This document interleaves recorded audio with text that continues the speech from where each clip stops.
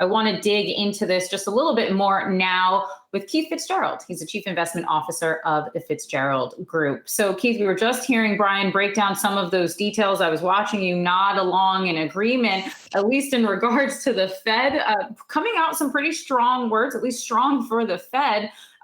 Treasury Secretary Mnuchin pretty much said, we don't really need to extend these lending programs. He says the markets will be fine. They'll be stable. The economic data is pretty good.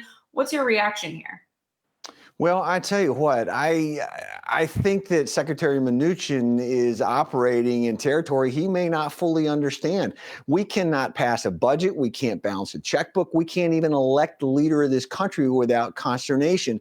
So to take a program away from the Fed, which normally I think is out to lunch and out of control anyway, this is one of those rare instances where I side with the Fed. The Fed would be prudent to have those things there. Traders know it. Investors know it. I think psychologically, Secretary Mnuchin has made a bad error here. And my fear is that it comes back to bite the markets. So to that point, I'm wondering what you think the reaction for the markets is going to be in the near term. And just to set the scene for everyone, right, we have these lending programs that are going to be expiring at the end of December. We have coronavirus cases surging throughout the country. We don't have a vaccine yet. We don't have a stimulus yet. And we still have, on some level, an election that is being currently contested. I know that we like to talk about the markets in the longer term. Everyone comes here and says, listen, I have a longer term view. I have a longer term view. But I'm wondering from you, Keith, what is the near term view given all of these headwinds, all of this chaos out there right now? Well, I tell you, that's an excellent question, number one. Number two, that is a long but hardly distinguished list of factors that could negatively give us a nasty end to the year. I think an abundance of caution is relevant. I think that investors should use any kind of pullback we get as an opportunity to focus on companies that are going to make a difference 3, 5, 10 years from now. So I still view the markets optimistically.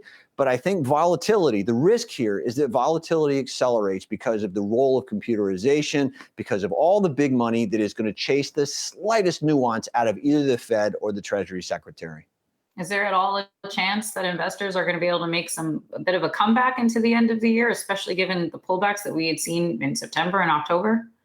Well, I tell you what, I believe so. I think that, you've got great companies out there who are succeeding in spite of all that's going on. Companies that are going to be critical to growth, to putting this country back to work. Some of my favorites, for example, are Palantir, Microsoft, Apple. At the other end of the spectrum, I'm looking for JP Morgan. I'm looking for Visa. I'm looking for Pfizer, all of which I own, by the way, full disclosure.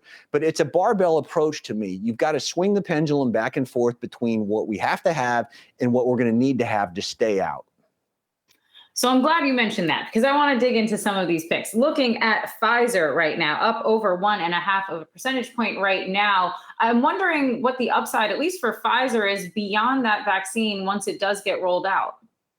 I've thought long and hard about that. I don't have a specific number, but I do have the expectation because they have a long, big, broad portfolio of oncology drugs, for example. They are much more than just a vaccine. They've gotten on a lot of people's radar because of the vaccine. But to me, I chose this company early on because of everything else plus the vaccine. It's like getting a full meal deal. You get fries with that sandwich, So I want to pick up on some of the other picks in a moment, but since you mentioned the vaccine, I do want to ask you about this. We had Pfizer asking for an emergency use authorization, which means we might be getting that vaccine as early as next month. It seems as if we have had some boost to the market every time we've had a new vaccine news, and then the markets have really taken a bit of a pause. I'm wondering how much of a boost or what they anticipate, what the reaction is going to be from the markets once we actually do have those rollouts of this vaccine coming through, even though those rollouts are admittedly going to be facing a lot of hurdles.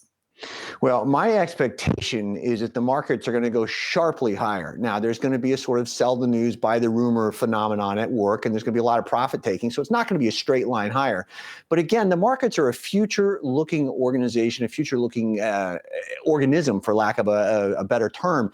So knowing that's the case, I think that, again, we're going to be sharply higher into 2021. I think that it could be a year for the record books. The biggest risk that most investors have, frankly, is being trapped on the sidelines or not having enough of the securities they're going to want to own 5 years from now. So let's go back to the other piece of that barbell. You were mentioning some tech names, Microsoft and Apple. And we have been talking a lot about tech because we have been seeing a rotation out of that sector, folks trimming some of their exposure, at least to those big tech names, the Zooms, the Amazon, Facebook, etc. I'm wondering for you, is the upside there really just in the near term? How much pressure do you think they're going to be coming under next year once the vaccine is being rolled out and folks are starting to anticipate being able to go back to work, go back to the office, see their friends again, and take the mask off?